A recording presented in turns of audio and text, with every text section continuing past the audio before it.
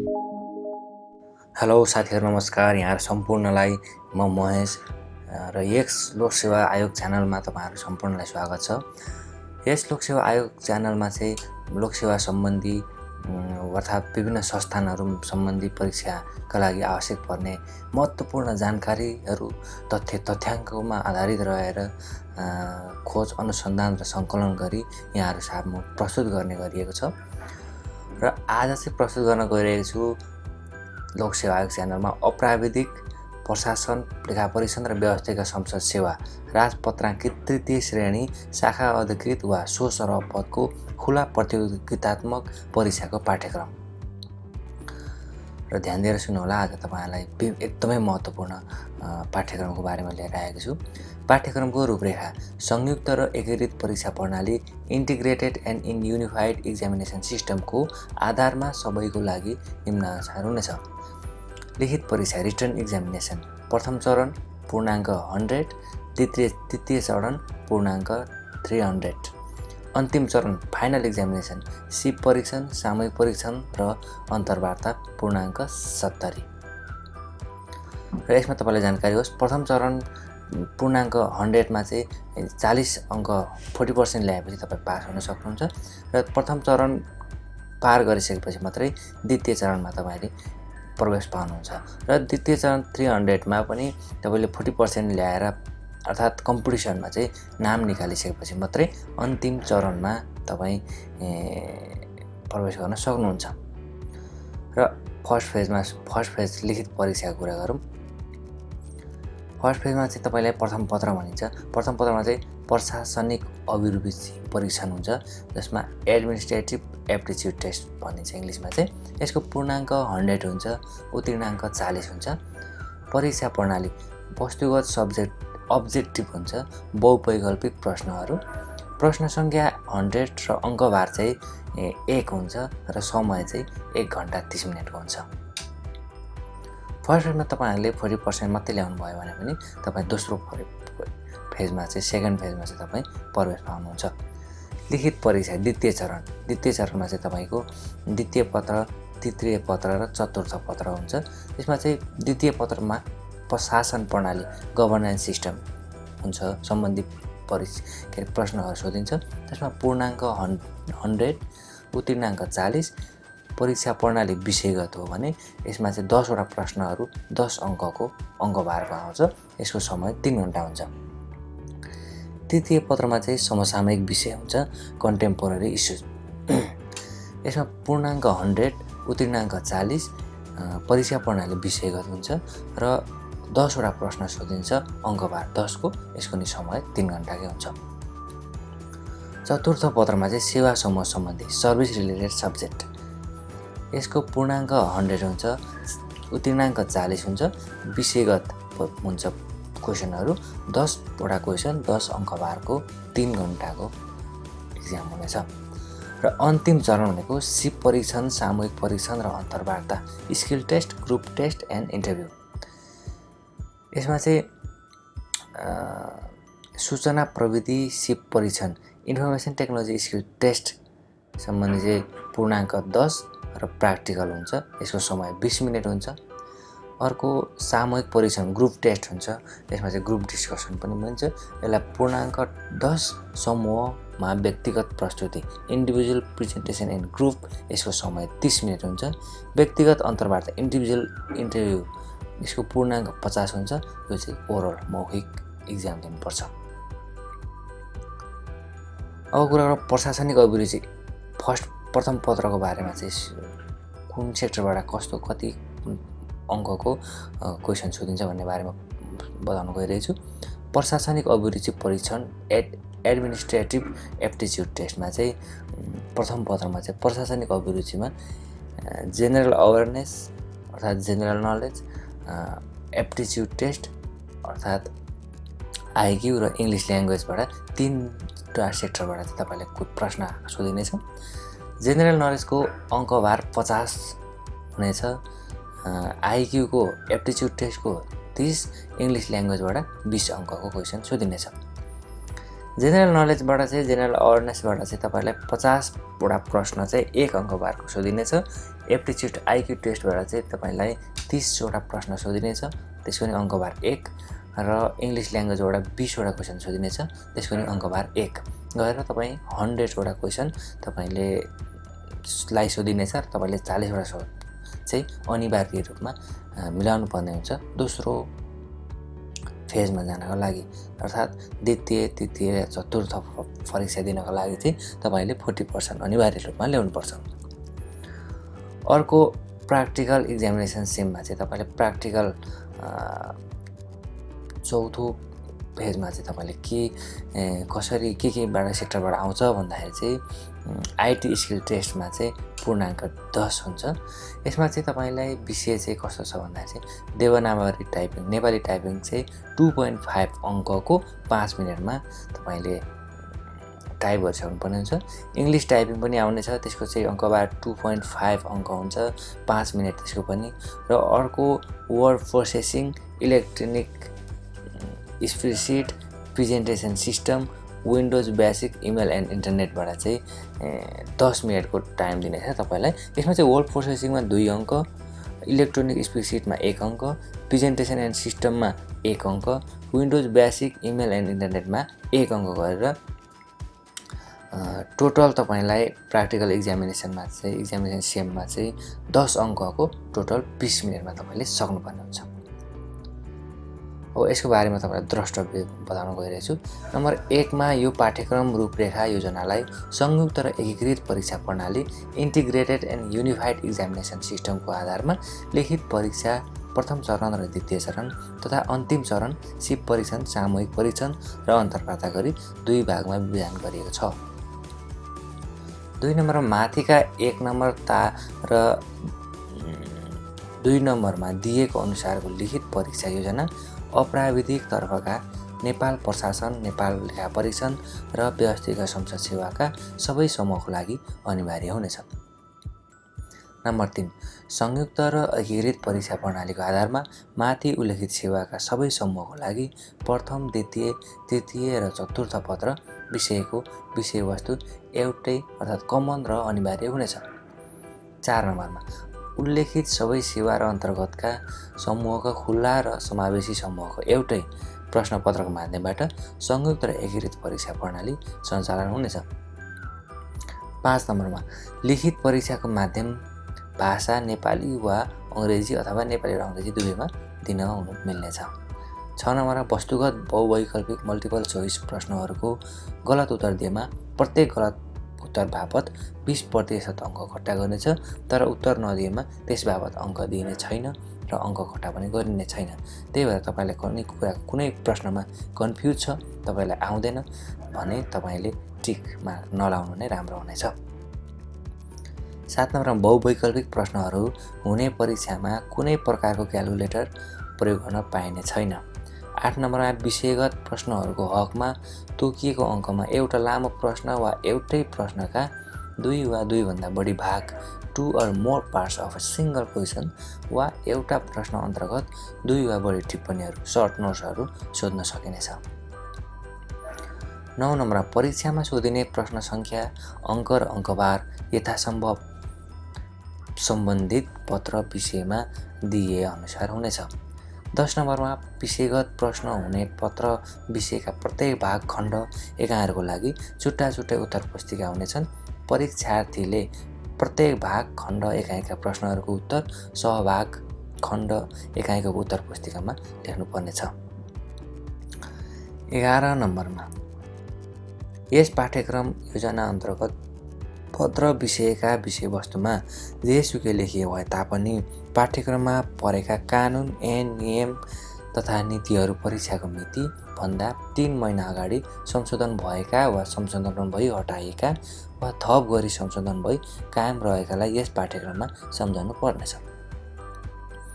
12 नम्बरमा प्रथम चरण फर्स्ट फेजको लिखित परीक्षाबाट छनौट भएका उम्मेदवारलाई मात्र द्वितीय चरण सेकेन्ड फेजको लिखित परीक्षामा सम्मिलित गराइनेछ। 13 नम्बर लिखित परीक्षाको प्रथम चरण फर्स्ट फेजमा प्राप्त गरेको प्राप्ताङ्कको 100% अङ्क तथा द्वितीय चरण सेकेन्ड फेजको प्राप्त अङ्कहरू जोडी कुल अङ्कको आधारमा लिखित परीक्षाको नतिजा प्रकाशन गरिनेछ। 14 नम्बरमा लिखित परीक्षामा छनौट भएका उम्मेदवारहरूलाई मात्र अन्तिम चरणको सिप परीक्षण, सामूहिक परीक्षण र अन्तर्वार्तामा सम्मिलित गराइनेछ। 15 नम्बरमा लिखित परीक्षा र अन्तिम चरणको सिप परीक्षण, सामूहिक परीक्षण र अन्तर्वार्ताको कुल अङ्क योगका आधारमा अन्तिम परीक्षाफल प्रकाशन गरिनेछ।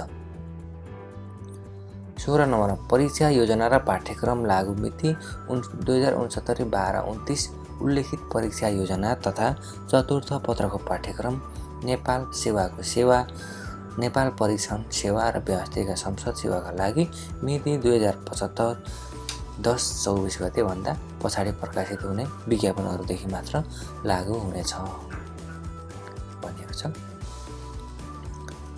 तपाईँलाई अब मैले अघि सम्पूर्ण डिटेल रूपमा चाहिँ एउटा सर्टकरीको रूपमा चाहिँ तपाईँलाई मैले बताएँ अफिसरको लागि एउटा पाठ्यक्रम चाहिँ।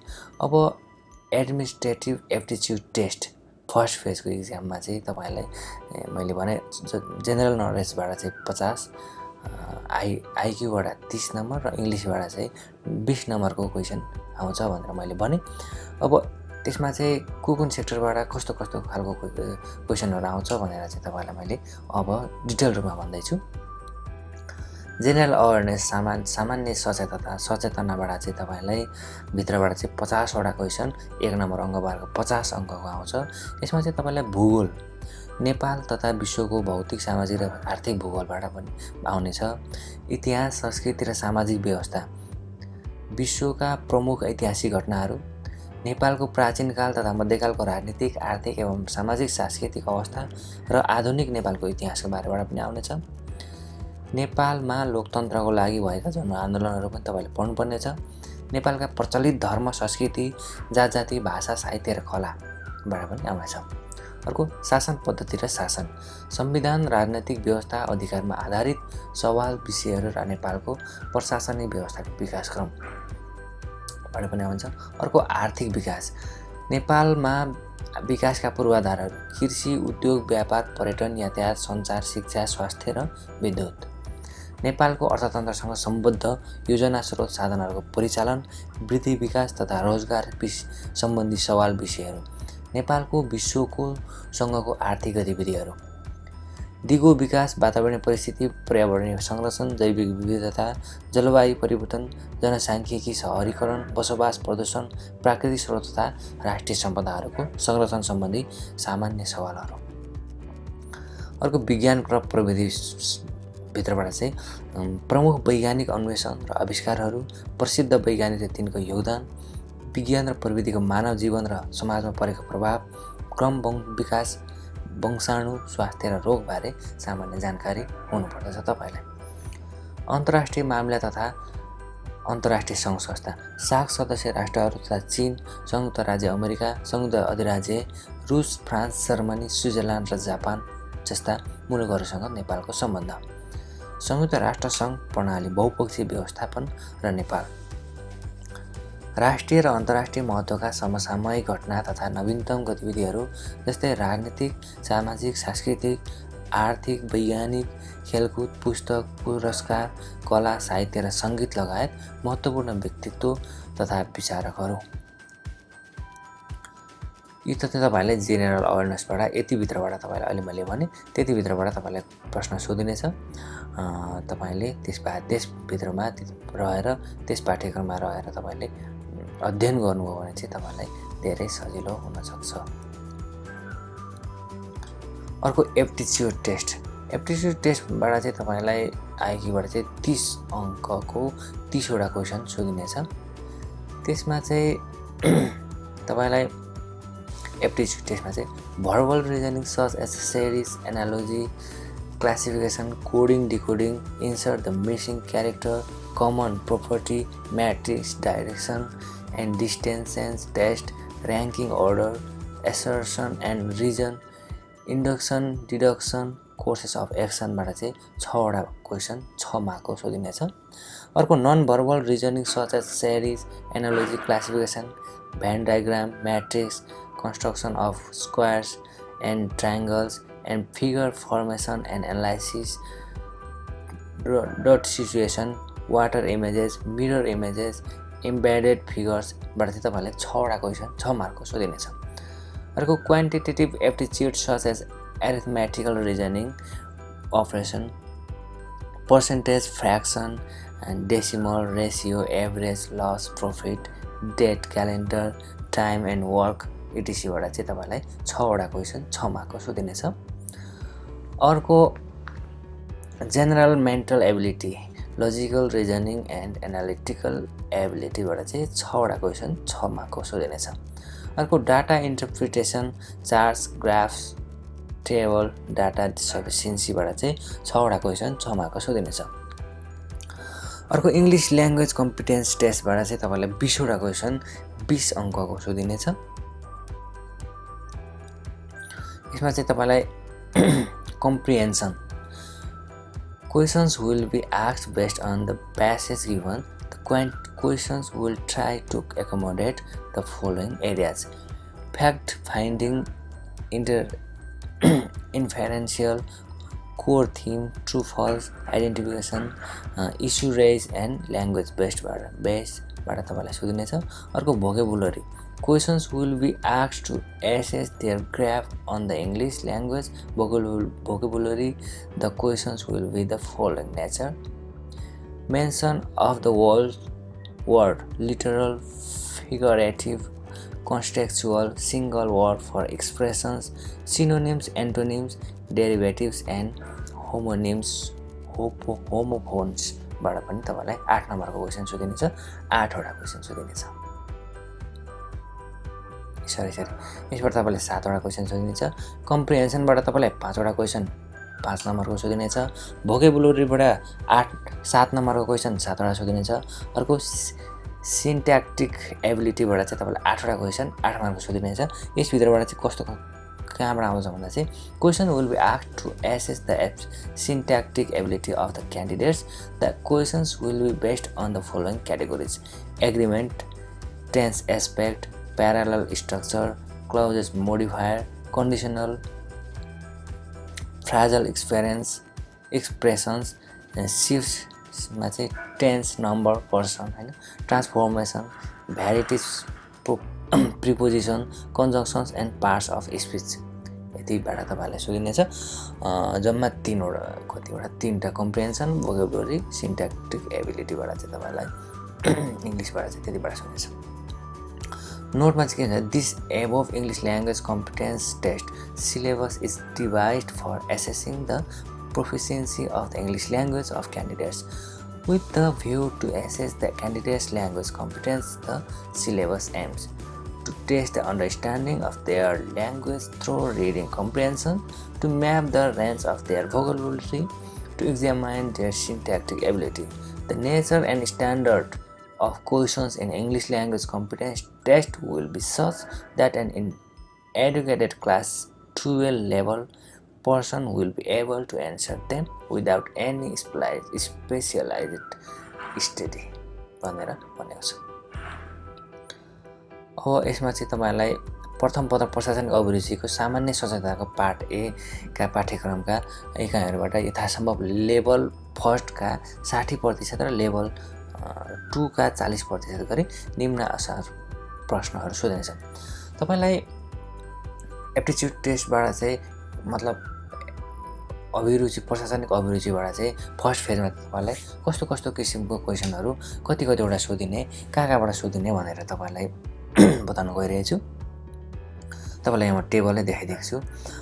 यसमा चाहिँ तपाईलाई भूगोलबाट 6वटा क्वेशन, इतिहास, संस्कृति र सामाजिक व्यवस्थाबाट 6वटा क्वेशन, शासन पद्धति र शासनबाट 6वटा क्वेशन, आर्थिक विकासबाट 6वटा क्वेशन, दिगो विकास र वातावरणीय परिस्थितिबाट 6वटा क्वेशन, विज्ञान र प्रविधिबाट 6वटा क्वेशन, अन्तर्राष्ट्रिय मामिला तथा अन्तर्राष्ट्रिय सङ्घ संस्थाबाट 6वटा क्वेशन, राष्ट्रिय र अन्तर्राष्ट्रिय महत्त्वका समसामयिक घटना तथा नवीनतम गतिविधिहरूबाट 8वटा क्वेशन गरेर 50वटा क्वेशन तपाईलाई सोधिनेछ। जेनरल अवेरनेस भित्रका यो चाहिँ भयो 50वटा क्वेशन। 50वटा क्वेशनमा चाहिँ तपाईलाई यहाँ लेभल 1 र लेभल 2 भनेर दिएको छ। लेभल 1 भनेको चाहिँ तपाईलाई 4 विकल्प मात्र भएका सामान्य बहुवर्गीकृत प्रश्नहरू सोधिनेछ लेभल 1 मा। लेभल 2 मा भनेको चाहिँ 4 भन्दा बढी विकल्प हुन सक्ने तर 4 विकल्प मात्र प्रदान गरेको बहुवैकल्पिक स्वरूपका तर ठिक बेठिक जोडा मिलाउने, खाली ठाउँ भर्ने, कारण र प्रभाव सम्बन्ध प्रश्नहरू, नमिल्दो छुट्याउने प्रश्नहरू सोधिनेछ। र यस टेबलमा भनिएको छ लेभल 1 मा चाहिँ भूगोल, इतिहास, संस्कृति र सामाजिक व्यवस्था, शासन पद्धति र शासन, आर्थिक विकास र दिगो विकास, वातावरणीय परिस्थिति, विज्ञान र प्रविधि भूगोल, इतिहास, संस्कृति र सामाजिक व्यवस्था, शासन पद्धति र शासन, आर्थिक विकासबाट चाहिँ 24 वटा क्वेसन सोधिन्छ। 24 मध्येमा चाहिँ लेभल 1 बाट 60% मध्ये 14 वटा क्वेसन र लेभल 2 बाट 10 वटा क्वेसन सोधिनेछ है। अब अर्को दिगो विकास, वातावरणीय परिस्थिति, विज्ञान र प्रविधि, अन्तर्राष्ट्रिय मामिला तथा अन्तर्राष्ट्रिय सङ्घ संस्था, राष्ट्रिय र अन्तर्राष्ट्रिय महत्त्वका समसामयिक घटना तथा नवीनतम गतिविधिहरूबाट चाहिँ जम्मा तपाईँलाई 26 वटा क्वेसन सोधिन्छ। 26 वटा मध्ये चाहिँ 16 वटा चाहिँ तपाईँलाई लेभल 1 बाट सोधिनेछ। अर्थात् लेभल 1 भनेको चाहिँ 4 वटा क्वेसनबाट एउटा क्वेसन छान्नुपर्नेछ भने लेभल 2 बाट 10 वटा क्वेसन सोधिनेछ तपाईँलाई। यो लेभल 1 र लेभल 2 मा तपाईँलाई अलिकति कन्फ्युज हुन सक्छ। यसको बारेमा म तपाईँलाई इक्जाम्पल नै दिन चाहन्छु। लेभल 1 को क्वेसनमा चाहिँ कस्तो हुन्छ, निम्न मध्येमा व्यापारिक वायु ट्रेड वाइन्स कहाँ पाइन्छ भनेर क्वेसन सोध्छ। यसमा चाहिँ युरोपमाथि केप अफ गुड होपमा, एटलान्टा महासागर, एटलान्टिक ओसनमा, अयनमण्डल, ट्रोपिक बीच र भूमध्य रेखामा भनेर 4 वटा क्वेसन हुन्छ। 4 वटा क्वेसनमा एउटा चाहिँ तपाईँले छान्नुपर्ने हुन्छ। यसलाई चाहिँ लेभल 1 को क्वेसन भनिन्छ। अर्को लेभल 2 को क्वेसन चाहिँ कस्तो हुन्छ भन्दाखेरि चाहिँ तलका कथनहरू ठिक गलत हुने गरी छुट्याउनुहोस्। 1 नम्बरमा नेपालको मौलिक शैली मानिने प्यागोडा शैलीका मन्दिर निर्माणमा इँटा र काठको प्रयोग हुन्छ। 2 नम्बरमा थकाली समुदायमा पाइने ढिकुर प्रथा एउटा परम्परागत नाचगान गर्ने घर हो भनेर दिन्छ र अप्सनमा तपाईँलाई एमा 1 र 2 दुवै ठिक, बीमा 1 र 2 दुवै गलत, सीमा 1 ठिक तर 2 गलत, डीमा 1 गलत तर 2 ठिक भनेर तपाईँलाई यहाँ छान्नुपर्ने हुन्छ। हौ यस्तो खालको क्वेसन आयो भने तपाईँलाई लेभल 2 को क्वेसन भनिन्छ। अब तपाईँलाई लेभल 1 र लेभल 2 को बारेमा पनि क्लियर भइसक्यो होइन। क्लियर भएपछि अब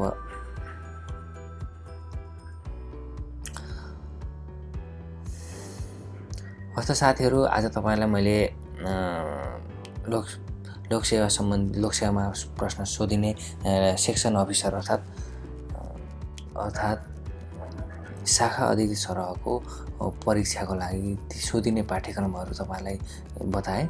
अब तपाईँलाई अरू पनि पाठ्यक्रम र अरू पनि तहको पाठ्यक्रमहरू पनि म तपाईँलाई प्रस्तुत गर्दै जानेछु। त्यसका लागि तपाईँले यस च्यानललाई सब्सक्राइब, लाइक, कमेन्ट र सेयर गर्न नभुल्नुहोला र तपाईँलाई लोकसेवा सम्बन्धी जानकारीमूलक तथ्याङ्कहरू, सामग्रीहरू खोज अनुसन्धान र सङ्कलन गरी प्रस्तुत गर्ने बाचा गर्दै यहाँबाट आज बिदा हुन चाहन्छु। हस्त, नमस्कार, धन्यवाद।